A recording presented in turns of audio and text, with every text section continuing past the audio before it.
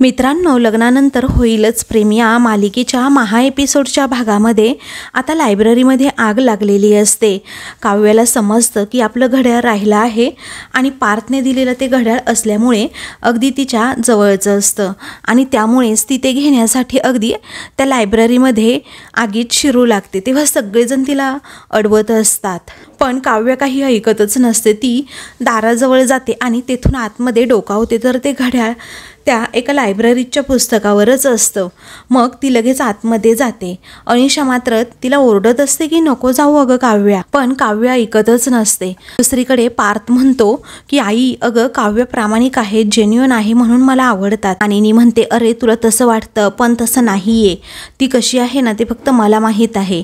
हे ऐकून नंदिनी आणि पार्थला धक्काच बसतो. दुसरीकडे काव्य आतमध्ये जाते तर अनिशा बाहेर ओरडत असते, मॅम प्लीज मला फोन द्या बरं. असं म्हणून ती फोन घेते आणि अगोदर पार्थला कॉल करते. इकडे नंदिनीला मानिनीच्या बोलण्याचा अर्थ कळत नाही म्हणूनच ती विचारते म्हणजे. तेव्हा मानिनी सांगते म्हणजे अगं तिचं. असं म्हटल्याबरोबरच पार्थला अनिशाचा कॉल येतो. तेव्हा पार्थ अनिशाला म्हणतो काव्य घरीच फोन विसरले आहेत. तेव्हा अनिशा म्हणते प्लीज जिजू लवकर या तुम्ही, इकडे काव्या आगीमध्ये अडकली आहे. तिला ट्विन वॉच हे आतमध्ये राहिलं म्हणून ती ते घेण्यासाठी त्या आगीमध्ये शिरली. हे ऐकताच पार्थच्या पायाखालची जमीनच सरकते. तेव्हा अनिशा म्हणते प्लीज जिजू लवकर या आणि वाचवा तिला, वाचवा. तर आता पार्थ लगेचच धावत काव्याला वाचवण्यासाठी निघतो. इकडे आता मानिनी म्हणते अरे काय झालं पार्थ, पण पार्थ काहीच न बोलता लगेचच तेथून जातो. तर नंदिनी अनिशाला कॉल करते पण तिचा फोन लागतच नाही. तर आता नंदिनी म्हणते की बापरे, अनिशा म्हणत होती की काव्याला काही झालं तर नसेल ना तिला. मग मानिनी पण जरा घाबरतेच. दुसरीकडे काव्या ते घड्याळ आता घेणारच असता तिच्यासमोर तो आगीचा लोळच खाली पडतो. तेव्हा काव्या असं अनिशा जोरात ओरडते. काव्याला आता आठवत असतं की कशा प्रकारे पार्थ जेव्हा म्हटला होता हे घड्याळ जेव्हा बंद पडेल तेव्हा समजून जा की माझी नाडी सुद्धा बंद पडेल.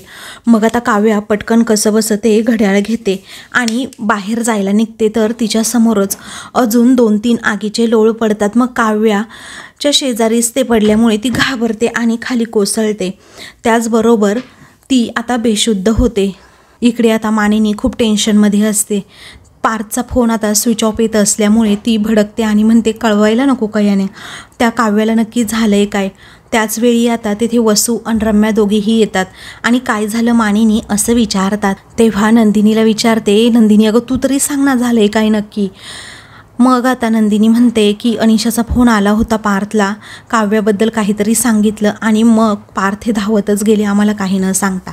वसू म्हणते झालं, आला त्या अनिशाचा फोन आणि हा गेला लगेच धावत. आणि ही काव्यासारखी मुलगी जोपर्यंत आपल्या घरात आहे ना, मानिनीला या घरामध्ये समाधान नाही खरंच. मग आता रम्यासुद्धा जुनं पुराणं उकरून काढते आणि म्हणते हो ना आई बरोबर आहे तुझं.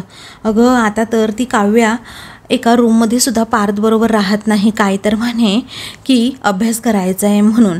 अगं हिने सांगायचं ना डायरेक्ट की हिलाच राहायचं नाही आहे पार्थबरोबर, जायचं की निघून हिने. वसू म्हणते मी तर मानिनी तुला हेच सांगेन की काव्याला सांग तू हे घर सोडून निघून जा. तेव्हा नंदिनी रागातच म्हणते वसू आत्या शांत व्हा.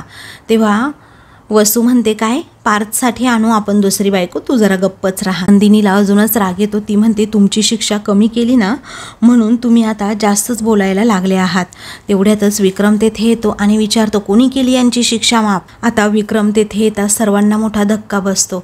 दुसरीकडे काव्या काव्या असं ओरडत पार्थ आता तेथे येतो. तेव्हा अनिशा म्हणते तुम्ही दिलेलं ट्विन वॉच आतमध्ये राहिलं आणि आग लागलेली असताना ती ते घड्याळ आणण्यासाठी आतमध्ये गेली. तेव्हा पार्थला आता खूपच टेन्शन येतं. इकडे पार्थचा आवाज आल्यामुळे लगेचच काव्या ही आता थोडीशी शुद्धीवर येऊ लागते आणि पार्थ पार्थ असं म्हणते. तेव्हा काव्या असं म्हणत तो आगीमध्येच उडी टाकतो. तर दुसरीकडे विक्रम आता मानिनीवर खूप ओरडतो काय गं, मी नसताना या दोघींची शिक्षा माफ करण्याचा अधिकार तुला दिला कोणी. बरं ठीक आहे, नंदिनीने युगचं प्रेम प्रकरण लपवलं म्हणून तू असं केलं का, आणि तुलाच हे अगोदर कळायला हवं होतं ना. तुला जर अगोदर समजलं असतं तर युग असा फेल झालाच नसता बरोबर ना. असं मानिनीवर आरोप करत तो आता रागातच बोलतो. असं म्हणून तो तिच्यावर भडकतच विचारतो काय काय ती काव्या घरात नाही आहे. पार्थ आता धावत धावत गेलाय कुठेतरी, तो जीवा घरात नाही आहे, तुझं लक्ष आहे तरी कुठे गं.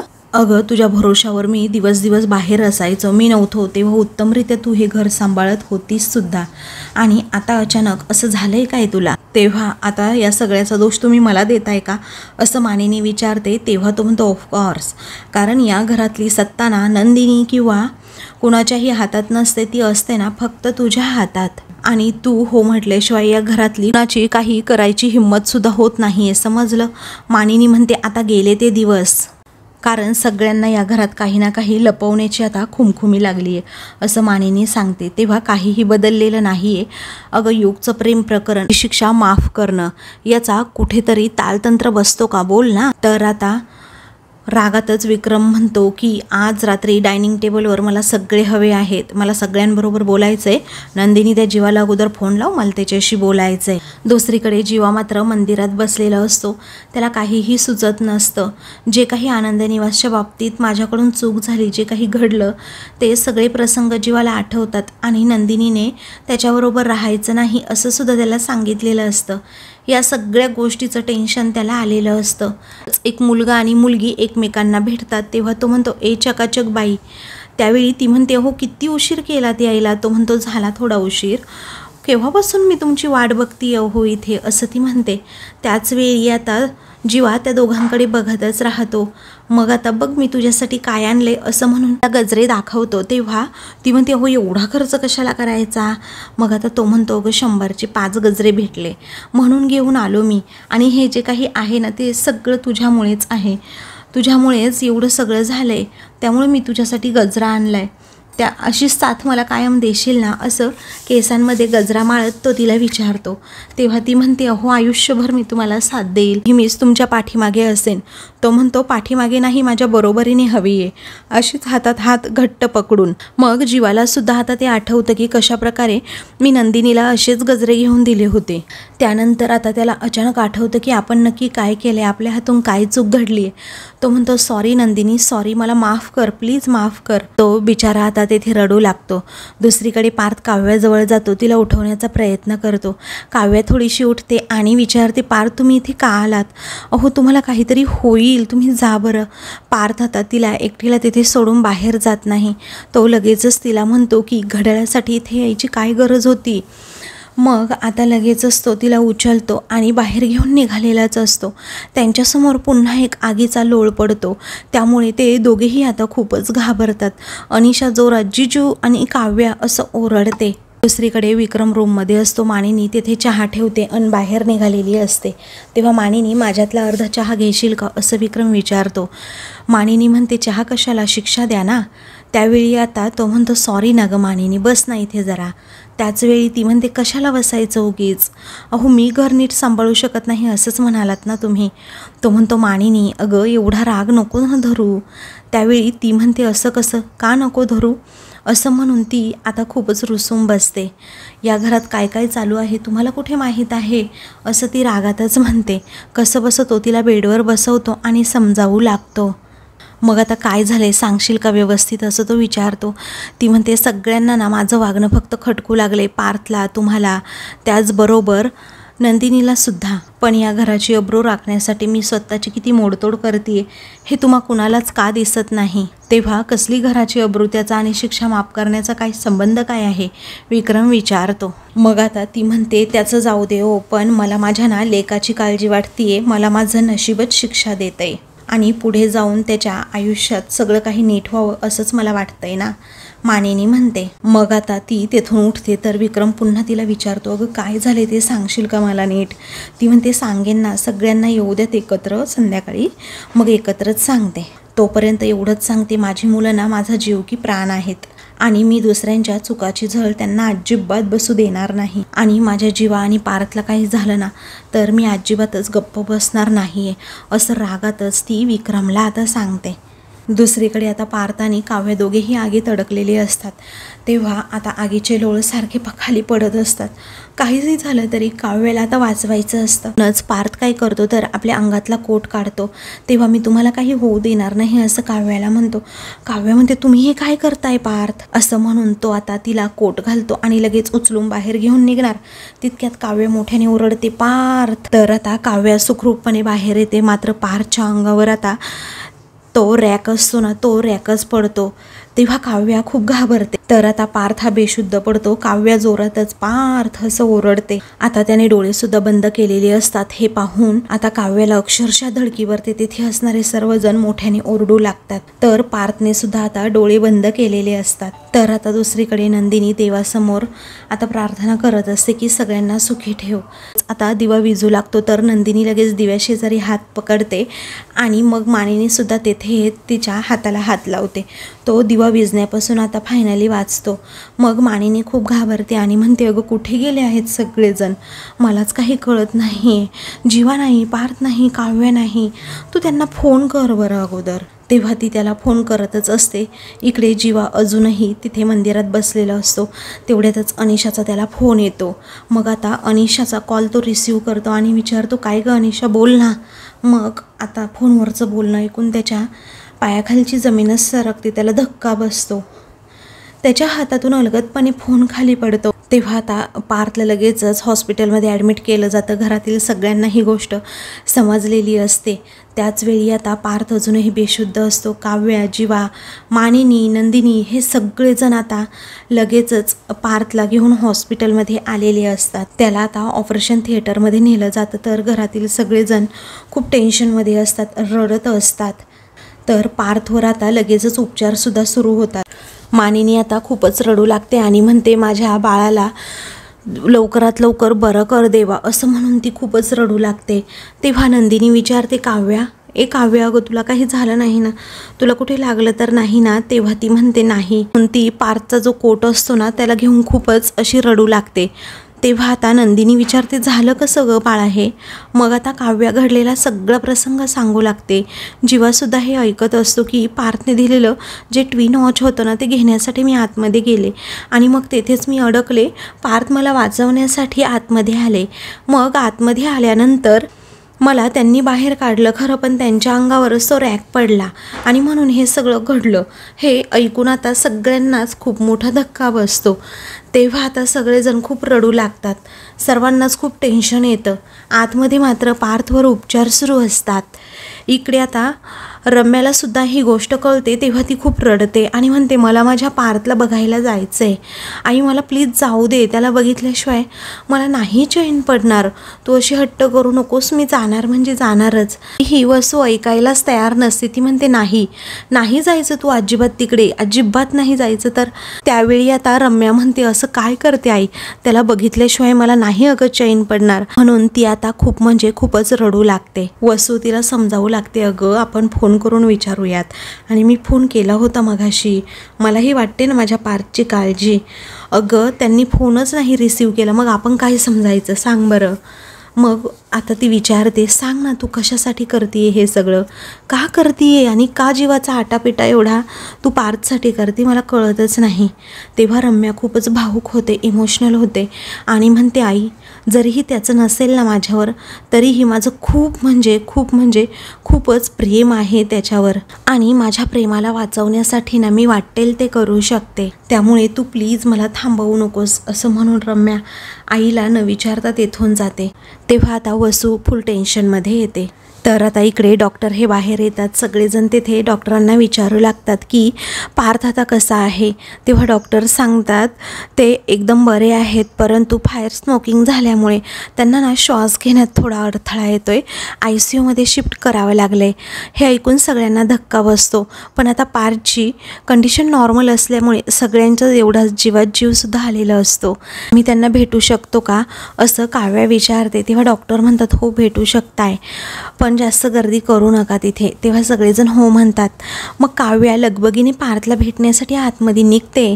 तेव्हाच मानिनी तिचा जोरात हात पकडते आणि म्हणते, अजिबात जायचं नाही हा तू आतमध्ये, अगोदरच तुझ्यामुळे हे सगळं घडलंय समजतंय। त्यावेळी आता काव्या ही तेथेच थांबते।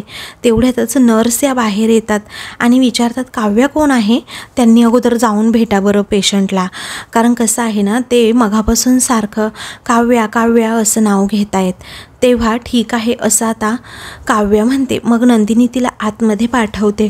तेव्हा मानिनी आणि विक्रमसुद्धा जायला निघतात. नंदिनीला म्हणतात चल, तर नंदिनी म्हणते थांबा, जास्त गर्दी नको. तर आता जीवा ऑलरेडी डॉक्टरांबरोबर तिकडे गेलेला असतो. मग आता नंदिनी विचार करते की नक्की काय झालं आहे, आईंना कळत नाही. इकडे आता सगळेजण पार्थला भेटतात. पार्थ आणि काव्या एकमेकांकडे बघतच राहतात. त्यानंतर मानिनी रडत असते हे पार्थला समजतं. बरं वाटतंय ना बाळा, असं मानिनी विचारते. तेव्हा पार्थ म्हणतो 2 दिवसात ठणठणीत बरा होऊन तुला त्रास द्यायला घरी येईन. मग आता मानिनी म्हणते बाळा तुला द्यायचा ना तेवढा त्रास दे मला, हे सगळं तुझ्या बाबतीत घडलं ना आणि मला समजलं ना, तेव्हा असं एका क्षणात वाटलं होतं की कुणीतरी माझं काळीच काढून घेतलंय. मग आता विक्रम म्हणतो की मानिनी शांत राहा ग जरा. तेव्हा मानिनी विचारते बाळा अरे कसलाही विचार न करता तू अशी आगीत का उडी मारलीस. तेव्हा पार्थ म्हणतो तुझ्या सुनेला आगीतून वाचवण्यासाठी उडी मारली. तुला अभिमान वाटला पाहिजे ना माझा. तेव्हा हो बाळा अभिमान वाटला पाहिजे, पण एवढं, असं मानिनी म्हणते. तेव्हा विक्रम म्हणतो हे बघ तू सगळं काही अगदी छानच केलं आहे बाळा, पण आता स्वतःला त्रास करून नको घेऊस. आम्हाला तुझा अभिमानच आहे, तू आराम कर. त्यानंतर विक्रम म्हणतो आम्ही डॉक्टरांबरोबर बोलून येतो हा बाळा. तेव्हा पार्थ ठीक आहे असं म्हणतो आणि मानिनीला मग म्हणतो की चल ग मानिनी आपल्यालाही जायचं आहे बाहेर, चल. मानिनी म्हणते हो मला त्याच्याजवळ थोडंसं बसू द्या ना, आत्ताच मी आलेत, मी बोलले नाही त्याच्याबरोबर जास्त. त्यावेळी विक्रम म्हणतो डॉक्टर काय म्हणालेत, शुद्धीवर आल्यापासून तो कुणाचं नाव घेतोय, काव्याचं. मग त्या दोघांना थोडं बोलू दे ना. त्यावेळी मानिनी हट्टच करते की नाही. तरीही विक्रम जबरदस्तीने आता मानिनीला लगेच बाहेर घेऊन जातो. त्यानंतर आता काव्या ही तेथे पार्थजवळ बसते आणि म्हणते देशमुख माझ्यामुळे झालं ना हे, तुम्हाला त्रास होतोय का. तेव्हा तो म्हणतो की हो. मग काव्या त्याच्याकडे बघतच राहते. तो म्हणतो तुम्ही नेहमीसारख्या फेस करत नाही ना म्हणून त्रास होतोय.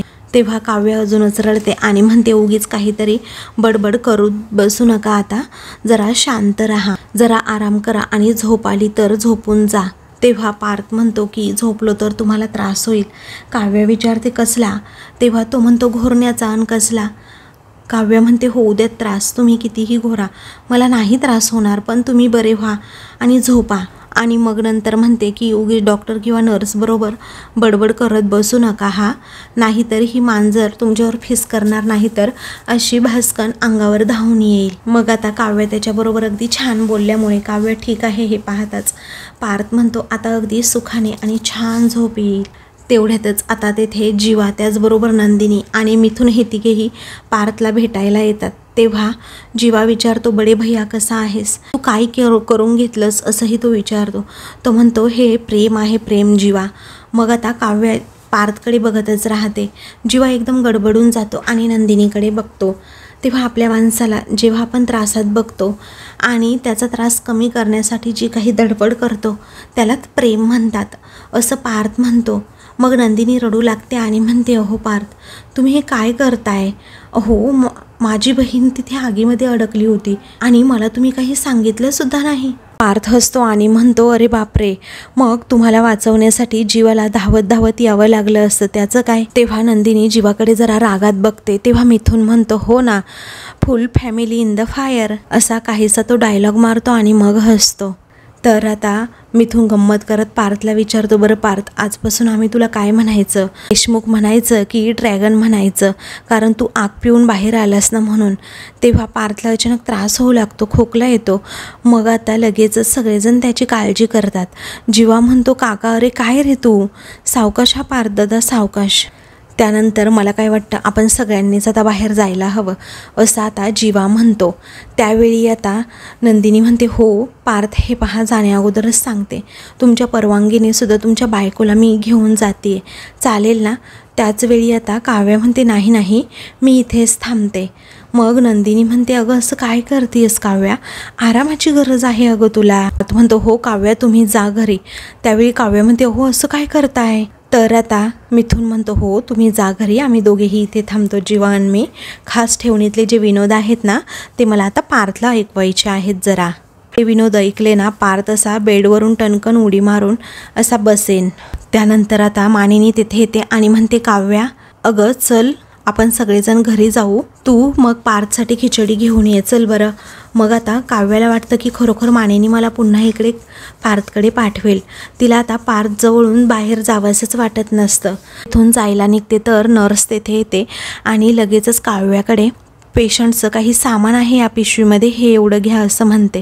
मग काव्या तेथून लगेचच घरी निघते. इकडे मानिनी खिचडी बनवत असते. त्याचवेळी काव्या आवरून लगेच तिथे येते. मग म्हणते, काय हो तुम्ही खिचडीसुद्धा बनवली? तुम्ही म्हणाला होतात ना मला की आपण दोघी खिचडी बनवूयात म्हणून, मग असं का केलं तुम्ही? त्यावेळी मानिनी म्हणते, अगं झाली. आणि ऐक ना, तू नको जाऊ हा डबा घेऊन, विक्रम जातील डबा घेऊन. त्याचवेळी काव्या ही एकदम शॉक होते आणि म्हणते, असं का करताय?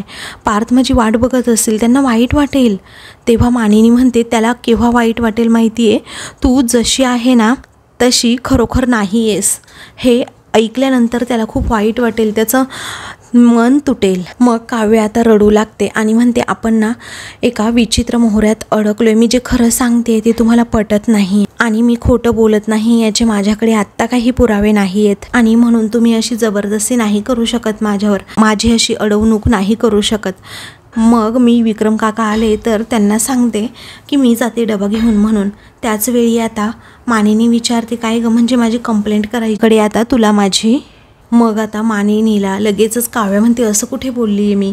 तेव्हा आता मानिनी हायपर होते आणि म्हणते, तुला तक्रारच करायची आहे ना, तर ठीक आहे करूयात आपण तक्रार.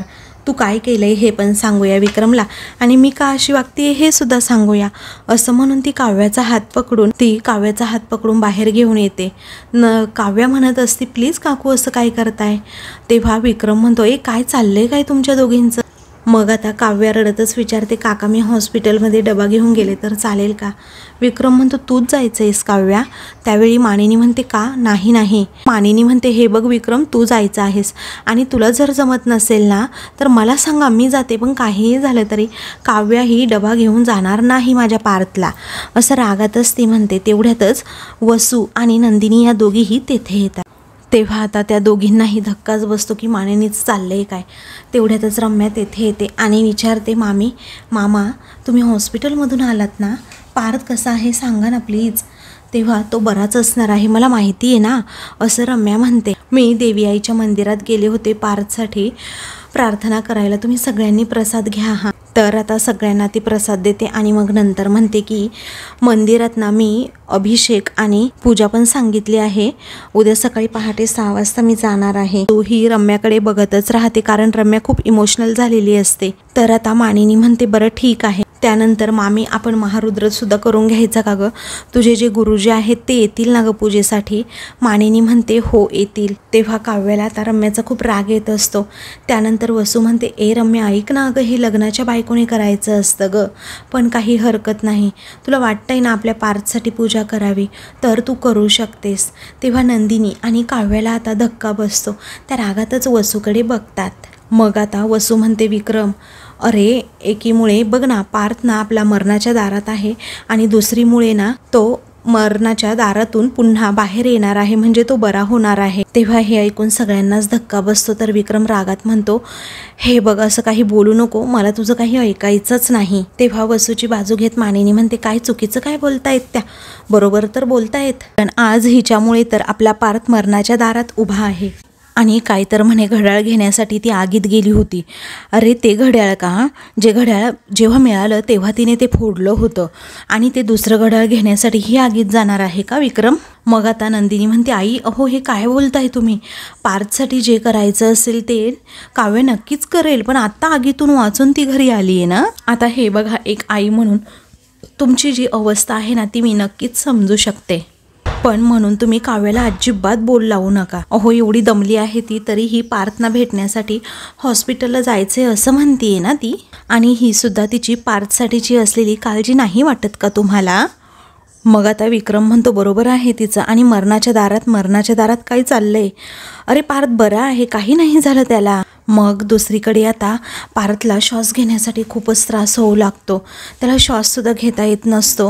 इकडे आता वसू विक्रमला म्हणते, मला माहिती आहे रे तुला माझ्याशी बोलायचं नाही आहे, अरे पण मी जे म्हणणार आहे ना ते जरा ऐक आणि आठवण्याचा प्रयत्न कर. अरे तुला माहिती आहे आपली आई म्हणायची देशमुखांच्या पुरुषांना आगीपासून धोका आहे, कळतंय का तुला? अरे आपले बाबासुद्धा आगीमुळेच गेले आणि तुला कन्स्ट्रक्शन साईटवर आगीमुळेच धोका झाला होता, कळतंय का तुला? अरे आगीमुळेच आपल्या जीवाच्या जीवावर सुद्धा बेतलं होतं, पार्थच्या जीवावर सुद्धा बेतलं आहे. तर दुसरीकडे आता पार्थचा ऑक्सिजनसुद्धा निघालेला असतो. डॉक्टर तेथे येतात, पार्थची कंडिशन बघतात आणि लगेचच त्याच्यावर पुन्हा एकदा ट्रीटमेंट सुरू करतात. इकडे आता रम्या खूप चवताळलेली असते आणि रागातच काव्याचे दोन्हीही हात पकडते आणि हे सगळं ना हिच्यामुळे झालं आहे आता माझ्या पार्थला, असं रागारागात म्हणते. आणि काव्याला म्हणते की मी जीव घेईन तुझा पार्थला जर काही झालं तर. नंदिनी आणि विक्रम कसा बसा आता त्या रम्याच्या तावडीतून काव्याला सोडतो. मग रम्या खूप रागात म्हणते की पार्थ वाचावा यासाठी मी प्रार्थना करते, पण माझ्यापासून जर तुला वाचायचं असेल ना तर मग तू सुद्धा देवाकडे प्रार्थना कर, असं म्हणून पुन्हा काव्याला मारण्यासाठी ती पुढे धावते. तेव्हा नंदिनी आता चांगलाच हिंगा दाखवते आणि म्हणते की तुला जे बोलायचं असेल ना ते लांब न बोल, समजलं? आणि तू हे पार्थसाठी जे काही करतेस ना त्याने तुला काव्याला हर्ट करण्याचं लायसन्स मिळाले असं समजू नको तू. मग आता नंदिनी हात जोडते आणि म्हणते आई मी हात जोडते, परंतु प्लीज तुम्ही ना काव्याची सुद्धा कंडिशन थोडी समजून घ्या आणि तिची जर काही चूक असती तर सर्वांसमोर मी तिला सॉरी म्हणायला सांगितलं नसतं का? पण तिचा काही दोष नसताना तिला काही बोल लावलेला मला नाही आवडणार. आणि रडते आणि म्हणते बाई कठीण आहे, ही मुलगी जोपर्यंत माझ्या पार्थच्या आयुष्यात आहे ना तोपर्यंत, म्हणजेच तोपर्यंत पार्थच्या आयुष्यात काहीतरी वरखाली होतच राहणार. तेव्हा काव्य म्हणते नाही पार्थला काही होणार नाही. पार्थला आता ऑक्सिजन फायनली लावला जातो, त्याचबरोबर श्वास घेण्यासाठी खूपच अडथळा त्याला येत असतो.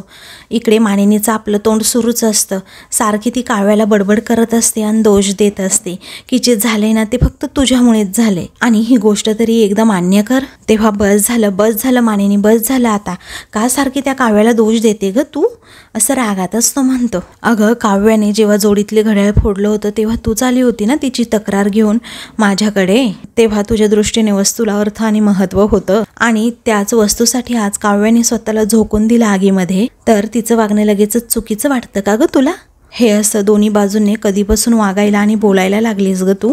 तेव्हा नंदिनी सुद्धा मानिनीला समजावते असं का करताय आई, काव्याला आपल्या प्रेमाची आणि आधाराची गरज आहे आज. अहो हॉस्पिटलमध्ये तिला चेक करत होते, परंतु पार्थच्या काळजीने तिने स्वतःचं चेकअपसुद्धा करू दिलं नाही आई, तुमचं वागणं बोलणं मला या अगोदर कधीच खटकलं नाही, पण या वसू आत्यांसारखं तुम्ही सुद्धा आता काव्याला बोल लावायला लागले आहात, हे तुमचं वागणं मला अजिबात नाही पटलं.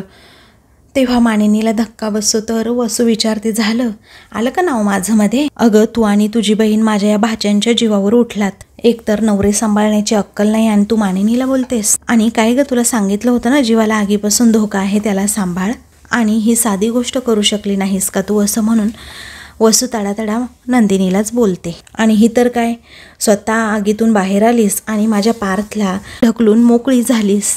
तर आता मित्रांनो पुढील भागामध्ये जीवा नंदिनीला फोन करून सांगतो दादा कोमात गेलाय. तेव्हा आता इकडे मानिनीला चक्कर येते तर बाकी सगळ्यांना खूप मोठा धक्काच बसतो. तेव्हा काव्या हॉस्पिटलमध्ये जायला निघते तर मानिनी म्हणते तू काहीही झालं तरी जायचं नाही. काव्या म्हणते जाणार म्हणजे जाणार. मग पारची शपथ घालून लगेचच मानिनी काव्याला अडवते. अशाच मालिकेंचे पुढील भाग पाहण्यासाठी चॅनलला सबस्क्राईब करा.